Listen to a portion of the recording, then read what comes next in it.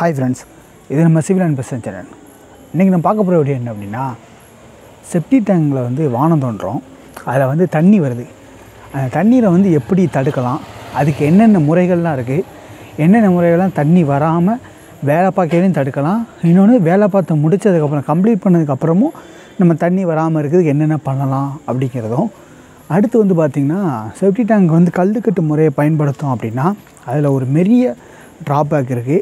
So அது வந்து நம்ம வந்து கவனக்குறைவால் நம்ம பண்ணுறோம். ஆனால் அதோட ஃப்யூச்சரில் வந்து அது வந்து பெரிய பாதிப்பாகுது. அது என்ன பாதிப்பு அப்படிங்கிறது இந்த வீடியோ கொஞ்சம் டீட்டெயிலாக எக்ஸ்பிளைன் பண்ணியிருக்கேன். ஸோ வீடியோ ஸ்கிப் பண்ணாமல் பாருங்கள், கட்டாயம் இது உங்களுக்கு கொஞ்சம் யூஸ்ஃபுல்லாக இருக்கும். இந்த வீடியோ உங்களுக்கு யூஸ்ஃபுல்லாக இருக்கும், மாதிரி மற்றவங்களுக்கு யூஸ்ஃபுல்லாக இருக்கணும்னு நினச்சிங்க அப்படின்னா மறக்காமல் லைக் பண்ணிட்டு பாருங்கள். வாங்க வீடியோக்குள்ளே போகலாம்.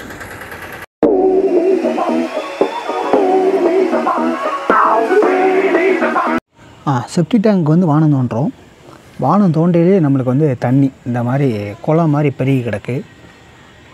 அதுக்கு வந்து நம்ம வந்து என்ன பண்ணலாம் அப்படின்னா, ஃபஸ்ட்டு வந்து நம்ம வந்து இந்த மாதிரி குளத்து பக்கத்தில் இருக்க ஏரியா இல்லைனா நீர்நிலைகள் பக்கத்தில் இருக்க ஏரியாவில் வந்து நம்ம வந்து வானம் தோன்றது வந்து மழை டயத்தில் வந்து ஃபஸ்ட்டு வந்து அவாய்ட் பண்ணணும். சரிங்களா? மழை உள்ள டயத்தில் வந்து வானம் தோண்டாமல் வெயில் உள்ள டயத்தில் வானம் தோன்றது நல்லது. இன்னொன்று, குளம் பக்கத்தில் இருக்குது அப்படின்னா அந்த குளம் நிரம்பையில் வானம் தோன்றதை அவாய்ட் பண்ணணும். சரிங்களா? இது ரெண்டையும் ஃபஸ்ட்டு நம்ம வந்து தண்ணி உள்ள ஏரியாவில் வந்து அவாய்ட் பண்ணிட்டோம் அப்படின்னா இதோட தண்ணி வர்றதுக்கான வாய்ப்பு நம்ம ஒரு 80% வந்து நம்மளுக்கு வந்து தவிர்க்கப்படும். சரிங்களா? அது மாதிரி ஆழம், சரிங்களா, அந்த ஆழத்தை வந்து நம்ம வந்து ரொம்ப அதிகப்படுத்தாமல் ஒரு 5 அடியிலேருந்து 6 அடிக்குள்ளே நம்ம வந்து மெயின்டைன் பண்ணுறது ரொம்ப நல்லது. ஏன்னா இந்த இதுக்கு கீழே தான் நம்மளுக்கு வந்து தண்ணி வர்றது வாய்ப்பு இருக்குது. ஸோ அதனால் ஆழத்தை வந்து எவ்வளோ தூரம் நம்மளால் கம்மி பண்ண முடியுமோ, அகலத்தையும் நீளத்தையும் நம்ம வந்து கூட்டிக்கலாம். ஆழத்தை வந்து எவ்வளோ தூரம் கம்மி பண்ண முடியுமோ அவ்வளோ தூரம் கம்மி பண்ணுறது நல்லது. சரி, இப்போ இந்த செப்டிக் டேங்கை பார்த்தீங்கன்னா உங்களுக்கு தெரியும், நம்ம வந்து ஆழத்தை வந்து எவ்வளோ கம்மி பண்ண முடியுமோ அவ்வளோ கம்மி பண்ணி அகலத்தையும் நீளத்தையும் தான் கூட்டியிருக்கோம். ஆனாலும் அந்த டயத்தில் நம்ம எதிர்பார்க்காத சூழ்நிலை, நம்ம வந்து மழையே வரலை அப்படின்னு சொல்லி தோணினோம். ஆனால் அதுக்கு அடுத்த நாளே நம்மளுக்கு வந்து தோணின அடுத்த நாளே மழை அடித்து நிரப்பி மழை ஒரு 2 நாளாக நல்ல மழை. ஸோ அந்த மழையின் நிமித்தமாக வந்து பார்த்திங்கன்னா குளமும் பக்கத்தில் உள்ள குளமும் நிறைஞ்சி அடியிலேருந்து நம்மளுக்கு வந்து நீர் ஊற்றி அடிக்க ஆரம்பிச்சிச்சு. ஸோ அதனால் என்ன ஆகுது அப்படின்னா, சைடில் இருக்க அந்த மண் பூரா கரைஞ்சி உள்ளே விழுந்து அந்த மண் பூரா வந்து பார்த்திங்கன்னா சவதியாகிருச்சு. ஸோ அதனால் அங்கே வேலையே பார்க்க முடியாத சூழ்நிலை. சரிங்களா? அந்த தண்ணி வற்றுறதுக்கும் வழி இல்லை. அதுக்கடுத்து ஒரு 1 வீக்காக கண்டினியூவாக மழை தான். சரிங்களா? குளமும் நிறைஞ்சிருச்சு அப்படிங்கிறனால வேறு ஒர்க் பண்ணுறதுக்கு ப்ராசஸே இல்லை. அப்படிங்கிறனால மறுபடியும் நம்ம அந்த தண்ணியை பூரா மோட்டரை வச்சு ட்ரெயின் பண்ணி நம்ம வந்து அதை வந்து எடுக்க ஆரம்பிச்சிட்டோம். எடுத்த அடுத்த நொடியே வந்து பார்த்திங்கன்னா, நம்ம அந்த கல் யூஸ் பண்ணுறோம் பார்த்திங்களா, அந்த கருங்கல்லை வச்சு கட்டுறோம் பார்த்திங்களா, அதிலோட அந்த சின்ன துகள்கள், ஐ மீன் பார்த்திங்கன்னா 4 இன்ச்சு 5 இன்ச்சுக்குள்ளே சின்ன அந்த கல்லோட துகள்களை பூரா எடுத்து கீழே ஒரு லேயரை போட்டு அதுக்கு மேலே நம்ம வந்து ஒரு காங்கிரீட் போட்டு நடுவில் வந்து பார்த்திங்கன்னா நீரூற்று ஒருவேளை வந்தது அப்படின்னா நம்ம வந்து அதை வந்து தண்ணியை வந்து எடுக்கிற மாதிரி. சரிங்களா? கொஞ்சம் சின்ன திக்னஸில் தான் போட்டுருவோம். ஏன்னா இதுக்கு மேலேயும் ஒரு லேயர் போட்டால் தான் நம்மளுக்கு வந்து அது வந்து பாதிப்பு வராது. ஸோ அதை நான் அடுத்தடுத்து சொல்கிறேன்.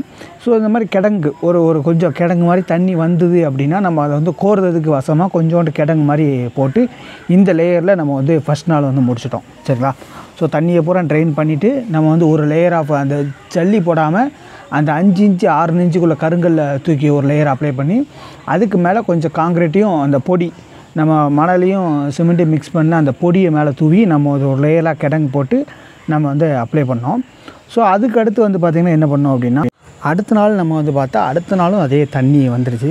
ஸோ நம்ம அந்த கிடங்கு போட்டதுனால கொஞ்சம் தண்ணியை பூரா ட்ரெயின் பண்ணது கொஞ்சம் ஈஸியாக இருந்தது. ட்ரெயின் பண்ணிட்டு அதே மாதிரி தண்ணியை பூரா ரிமூவ் பண்ணிவிட்டு நம்ம வந்து சுற்றி வந்து கல்லுக்கட்டு கட்ட ஆரம்பிச்சிட்டோம். கல்லுக்கட்டை நம்ம வந்து எவ்வளோ உயரத்துக்கு கட்டணும் அப்படின்னா, நம்ம வந்து எவ்வளோ உயரம் வந்து கார் பார்க்கிங் உயரம் வைக்கணுமோ, இது ஏன்னா கார் பார்க்கிங் தான். இது வந்து சவுத் பார்த்து சைட்டு. ஸோ அதனால் இந்த கார் பார்க்கிங்கில் தான் நம்ம வந்து தென்கிழக்கு யாரையும் நான் வாஸ்து வீடியோ அதுக்கு முன்னக்கூட்டியே போட்டிருப்பேன். அதை நீங்கள் பார்க்கணுன்னா அதை நீங்கள் பார்த்துக்கோங்க. வாஸ்துவில் என்னென்ன தவறுகள் இருக்குது, என்னென்ன தப்பு பண்ணோம் அப்படின்னா அதோட பாதிப்பு வந்து எவ்வளோ பெருசாக இருக்கும் அப்படிங்கிறத அந்த வீடியோ நான் எக்ஸ்பிளைன் பண்ணியிருப்பேன். ஸோ அதையும் பார்த்துக்கோங்க. அந்த பிரகாரம் நம்ம வந்து இது வந்து தென்கிழக்கில் இந்த கார்னரில் வச்சுருக்கோம். இந்த கார்னரில் நம்ம வந்து வாஸ்துபடி வச்சு அந்த ஹைட்டு வந்து பார்த்திங்கன்னா நம்ம அந்த கார் பார்க்கிங்கோட பேஸ்மெண்ட் ஹைட்டுக்கு நம்ம வந்து வைக்கணும். ஆனால் அதுலேயும் வந்து பார்த்திங்கன்னா ஒரு பெரிய மேஜர் மிஸ்டேக் ஒன்று இருக்குது. சரிங்களா, அந்த கார் பார்க்கிங் ஹைட் வைக்கலாமான்னா வைக்கக்கூடாது. அது வந்து எப்படி நம்ம வந்து அமைக்கணும் அப்படிங்கிறது இந்த வீடியோவில் கடைசியாக சொல்லியிருக்கேன். ஸோ இந்த வீடியோட கடைசி பாருங்கள். ஸோ அதுக்கு அடுத்த லேயரையும் நம்ம வந்து பிரிக்கோ அந்த ஸ்டோன் பிரிக்கை வந்து ஸ்டார்ட் பண்ணியாச்சு. சரிங்களா, ஸோ ஸ்டோன் பிரிக்கை வந்து கம்ப்ளீட்டாக நம்ம வந்து டாப் மட்டத்துக்கு வந்து பார்த்திங்கன்னா கார் பார்க்கிங் லேயர் வைக்காமல் அதுலேருந்து கொஞ்சம் டவுன் பண்ணி வச்சுருக்கேன். ஸோ அந்த மட்டத்துக்கு நம்ம எவ்வளோ மட்டத்துக்கு வைக்கணுமோ அந்த மட்டத்துக்கு கம்ப்ளீட்டாக நம்ம வந்து சுற்றி எல் டைப்பில் வந்து கட்டியாச்சு. இன்னொரு எல் டைப்பையும் வந்து கட்டி முடிக்கிற ஸ்டேஜ் வந்துருச்சு. இதுக்கு அடுத்தா நம்ம வந்து என்ன பண்ணியிருக்கோம், தண்ணி வராதுக்கு என்ன பண்ணியிருக்கோம் அப்படின்னு பார்த்தீங்க அப்படின்னா, யூஸ்வலாக நம்ம போடுற மாதிரி காங்கிரீட்டை மிக்ஸ் பண்ண ஆரம்பிச்சிட்டோம். இந்த காங்கிரீட் வந்து நார்மல் காங்கிரீட்டாக இல்லாமல் நம்ம வந்து பார்த்திங்கன்னா வாட்டர் ப்ரூஃப் லிக்யூடு. சரிங்களா, அந்த லிக்யூடையும் நம்ம வந்து இதோட மிக்ஸ் பண்ணி நம்ம எந்த விதமான வாட்ரு வந்து மேலே லீக் ஆகாத அளவு கம்ப்ளீட்டாக கீழே வந்து ஒரு 3 இன்ச்சுக்கு நம்ம வந்து அதை வந்து அப்ளை பண்ணிட்டோம். அப்ளை பண்ணி நம்ம வந்து செட் ஆகிறதாண்டியும் கொஞ்சம் விட்டோம். அடுத்து வந்து பார்த்திங்கன்னா எந்த விதமான தண்ணி எதுவுமே வரலை. அடுத்த நாள் நம்ம வந்து பார்த்தோம். ஆனால் சைட்லேருந்து நம்மளுக்கு வந்து தண்ணி வர்றதுக்கான வாய்ப்பு இருக்குது. ஸோ அதுக்கு வந்து நம்ம என்ன பண்ணோம் அப்படின்னா கம்ப்ளீட்டாக வந்து பிளாஸ்டிங் மட்டும் உள்ளே பூரா கம்ப்ளீட்டாக நம்ம வந்து எவ்வளோ தூரம் நம்ம வந்து கேப் எதுவுமே இல்லாதவரை வாட்டர் லீக்கேஜ் அந்த லிக்யூடை ஊற்றி நம்ம வந்து பிளாஸ்டிங் பண்ணியாச்சு. பண்ணி முடிச்சுட்டு நம்ம வந்து இதில் வந்து நான் யாருனே ஒன்று சொல்லியிருந்தேன். இந்த எதுக்கு நான் வந்து கார் பார்க்கிங்னா அந்த கார் பார்க்கிங் மட்டத்துக்கு நம்ம வந்து வைக்கக்கூடாது அப்படின்னு நான் வந்து எதுக்கு அப்படிங்கிற காரணத்தை வந்து வீடியோட எண்டில் சொல்கிறேன் அப்படின்னேன். அது என்ன ரீசன் அப்படின்னா, இப்போ கார் பார்க்கிங்கோட லெவல் வந்து பார்த்திங்கன்னா கிரவுண்ட் லெவல்லேருந்து ஒரு 1.5 அடி நீங்கள் வைக்கிங்கன்னு வச்சுக்கோங்களேன். அதுக்கு கீழே நம்ம வந்து 6 இன்ச்சுக்கு நம்ம வந்து ஒரு 5 இன்ச்சுக்கோ நம்ம வந்து ஸ்லாப் போட்டுதோம் அப்படின்னா அந்த ஸ்லாப்புக்கு கீழே தான் நம்ம வந்து பார்த்திங்கன்னா அந்த ஸ்டோன் பிரிக்கோ இல்லை ஏதோ ஒரு பிரிக்கோட மட்டத்துக்கு நம்ம வந்து வைப்போம். சரிங்களா, ஸோ அந்த லெவலுக்கு நம்ம வந்து கன்ஸ்ட்ரக்ஷன் பண்ணிடணும், ஒர்க் பண்ணிடணும். அதுக்கு மேலே நம்ம ஸ்லாப் உட்காரணும். அதுக்கு மேலே நம்ம வந்து யூஸ்வலாக நம்ம வந்து டைல்ஸ் லே பண்ணுற மாதிரி இருக்கும். ஆனால் அது வந்து ஸ்டோன் பிரிக் ஒர்க்காக இருந்தது அப்படின்னா அது நம்ம பண்ணக்கூடாது. நம்ம வந்து பார்த்திங்கன்னா அந்த கார் பார்க்கிங் கீழே அந்த ரூஃபுக்கு கீழே உள்ள மட்டத்துலேருந்து ஒரு அடிக்கு கீழே தான், இல்லை அப்படின்னா மினிமம் ஒரு 3/4 அடிக்கு கீழே தான் நம்ம வந்து பார்த்திங்கன்னா அந்த ஸ்டோன் பிரிக்கை வந்து நம்ம வந்து ஸ்டோன் மேசன்ட்ரியை வந்து கம்ப்ளீட் பண்ணணும். கல்லுக்கட்டு கட்டுறதா இருந்தால் நம்ம கார் பார்க்கிங் மட்டத்திலேருந்து 1/2 அடி ஸ்லாபுக்கும் ஒரு அடி பிரிக் ஒர்க்கும் விட்டுட்டு அதுக்கு கீழே தான் நம்ம வந்து ஸ்டோன் பிரிக்கை வந்து முடிச்சிடணும். சரிங்களா, என்ன ரீசன் அப்படின்னா அந்த பைப்பு தான். சரிங்களா, நீங்கள் வந்து ஒரு அவுட்லெட் ஒன்று கொடுத்துருவீங்க. அந்த மாதிரி இன்லெட்டும் நான் அந்த கார்னரில் கொடுத்துருப்பேன். அவுட்லெட்டு இந்த ஃப்ரண்டில் ரோட் சைடு நான் கொடுத்துருப்பேன்.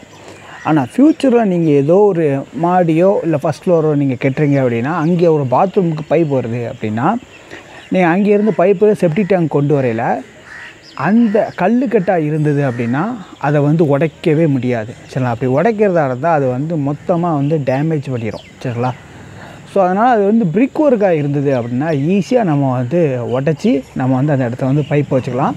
ஸோ அதனால் சுற்றி நம்ம இந்த மாதிரி 3/4 அடிக்கு மினிமம் இல்லைனா 1 அடி வச்சா பெஸ்ட்டு. நான் அதெல்லாம் இதில் வந்து பார்த்திங்கன்னா 1 அடிக்கு கூட தான் வச்சுருப்பேன், 1.25 அடிக்கிட்ட வச்சுருப்பேன். ஸோ அந்த மாதிரி வச்சிட்டோம் அப்படின்னா நம்மளுக்கு எங்கே நம்மளுக்கு வந்து ஒரு வேளை இன்க்ளைண்டாக நமக்கு வந்து ஸ்லோப்பாக வருது அப்படிங்கிற இடத்துல நம்மளுக்கு வந்து ஒரு அடி இருந்தது அப்படின்னா நமக்கு வந்து பெட்ரு. 1.25 இருந்தாலும் பெஸ்ட் தான். சரிங்களா, ஸோ அந்த மாதிரி 3/4 to 1.25 அடி வரைக்கும் நம்ம வந்து டாப் லேயர் ஆஃப் ஒர்க்கை வந்து நம்ம வந்து பிரிக்கில் பண்ணுறது ரொம்ப சிறந்தது. இந்த மாதிரி பைப் ஒர்க்குக்கு அது ரொம்ப யூஸ்ஃபுல்லாக இருக்கும். சரிங்களா, ஸோ அதனால் அந்த மாதிரி நம்ம பண்ணுறது ரொம்ப சிறந்தது. இதெல்லாம் சின்ன தவறு தான். ஆனால் இதோட பாதிப்பு வந்து பின்னாடி நீங்கள் வந்து அதை வந்து ஒர்க் பண்ணையில் தான் உங்களுக்கு வந்து தெரியும். ஸோ இந்த மாதிரி யூஸ்ஃபுல்லான வீடியோ உங்களுக்கு வந்து தொடர்ந்து வந்துக்கிட்டே இருக்கும். அதனால் நம்ம சேனல் வந்து சப்ஸ்கிரைப் பண்ணுங்கள். உங்களுக்கு எதாவது plan, estimation, elevation, sexual drawing, contract எதாக இருந்தாலும் கீழே நம்பருக்கு கான்டாக்ட் பண்ணுங்கள். தேங்க்யூ ஃபார் வாட்சிங் திஸ் வீடியோ. தேங்க்யூ.